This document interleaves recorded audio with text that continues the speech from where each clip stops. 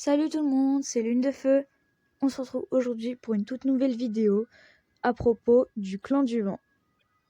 Dans cette vidéo, je vais vous dire un peu toutes les informations sur le clan du vent, donc leur caractère, leur technique de chasse, de combat, leur façon de vivre, certaines traditions et un petit le saviez-vous à la fin qui sera composé de 5 informations si je ne me trompe pas. J'espère que la vidéo vous plaira. C'est parti! Donc la première information, le clan du vent vit dans les landes, dans un endroit où le vent ne les atteint pas mais où il n'y a pas d'arbres pour se protéger.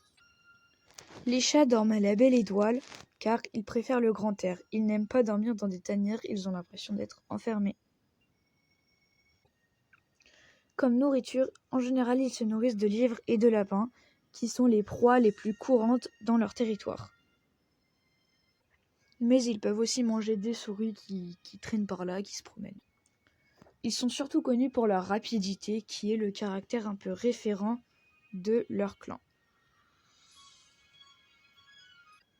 Leur caractère, c'est qu'ils sont loyaux, rapides, endurants et susceptibles. Et ils sont assez rapides lorsqu'il s'agit de fuir. Ils ont une sorte de préparation pour pouvoir fuir en cas de danger sur leur territoire. Leurs compétences sont qu'ils sont rapides, légers et vifs, ce qui leur fait attraper des lapins qui sont des proies rapides. Ensuite, leur technique de combat. La rapidité et l'agilité et pousser leur sens au maximum pour savoir d'où vient l'ennemi. Leurs techniques de chasse sont de se dissimuler parmi les roches et les herbes, puis courser les proies qui arrivent. Autre information, le clan du vent, lorsqu'il était dans l'ancien territoire, il avait 2 types de guerriers. Et oui, contrairement aux autres clans. Une partie, c'était les coureurs des landes. Donc leur rôle était celui d'un guerrier basique. Chasser, nourrir le clan, protéger et tout. Donc voilà, des guerriers un peu normaux. Tandis qu'une autre partie s'appelait les creuseurs. Donc leur rôle, c'était de construire des tunnels sous la lande. Et donc parfois aussi sous les territoires des autres clans. Ça leur permettait de patrouiller. Et c'est notamment l'un des tunnels utilisés par le clan de l'ombre. Le clan du vent s'est également servi de ces tunnels-là pour pouvoir fuir Étoile Brisée quand ils venaient les chasser. Et il semblerait que le clan du vent n'ait jamais dit aux autres clans qu'ils étaient divisés en 2 rôles. Et si vous voulez en savoir plus en détail sur ces 2 rôles, je vous invite à lire La Vengeance d'Étoile Filante. Apparemment, on en parle beaucoup plus là-dedans. Ensuite, l'autre information, c'est que le clan du vent avait une sorte de tradition au printemps, donc la saison des feuilles vertes, dans leur ancien territoire.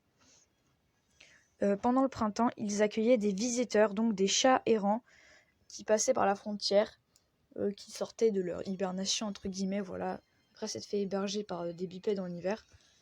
Eh bien, ils accueillaient des chats errants pour se nourrir, et ils restaient avec eux pendant le temps de cette période. Donc ils étaient assez accueillants là-dessus. Maintenant, passons au Le saviez-vous, qui sera composé de 5 informations. Numéro 1. L'une des fiertés du clan du vent est d'avoir eu leur camp à côté de la pierre lune. Ils se disaient donc qu'ils étaient les plus proches du clan des étoiles. Numéro 2. Contrairement à ce que l'on croit, le clan du vent est le premier à avoir rejeté les chats domestiques. Et oui. Numéro 3. Mais lorsque le clan du vent est devenu ami avec Étoile de Feu, eh bien il s'est rendu compte que les origines de chats domestiques ou non ne signifiaient rien en le respect du code du guerrier. Donc ça leur a fait changer d'avis la rencontre avec Étoile de Feu. Numéro 4. Dans l'ancien territoire, le clan du vent n'a pas toujours été possédé, il n'a pas toujours possédé la rivière qui bordait leur territoire. Ils l'ont gagnée lors d'une bataille. Avant, il me semble qu'elle appartenait au clan de la rivière, du coup, voilà. Numéro 5. Dans le nouveau cycle, c'est un petit spoil du coup, voilà, c'est pas le plus gros spoil de la planète, mais bon, si vous voulez vraiment vous réserver toutes les surprises, voilà, vous pouvez skip. Donc, dans le nouveau cycle, Étoile Solitaire reprend ses esprits et redevient amie avec le clan du tonnerre. Le moment qu'on attendait tous, on attendait tous ça, c'est pas vrai, mais c'était quand même l'un des trucs les plus attendus. Donc voilà, ça va être la fin de cette vidéo. J'espère qu'elle vous a plu. N'hésitez pas à me dire si vous aimez bien le clan du vent. Et surtout, si vous avez d'autres informations que je n'ai pas dites dans cette vidéo, n'hésitez pas à me les dire pour les partager à tout le monde. Voilà, parce que j'ai pas dit toutes les informations. Voilà, j'ai pas récité une leçon sur le clan du vent. C'était juste quelques informations qu'il faut savoir. En tout cas, n'hésitez pas à mettre les informations que vous connaissez dans les commentaires. J'espère que la vidéo vous a plu. N'oubliez pas de la liker si c'est le cas. Pensez à vous abonner si ce n'est pas encore fait. Merci pour les 170 abonnés d'ailleurs. Merci beaucoup, ça me fait hyper plaisir.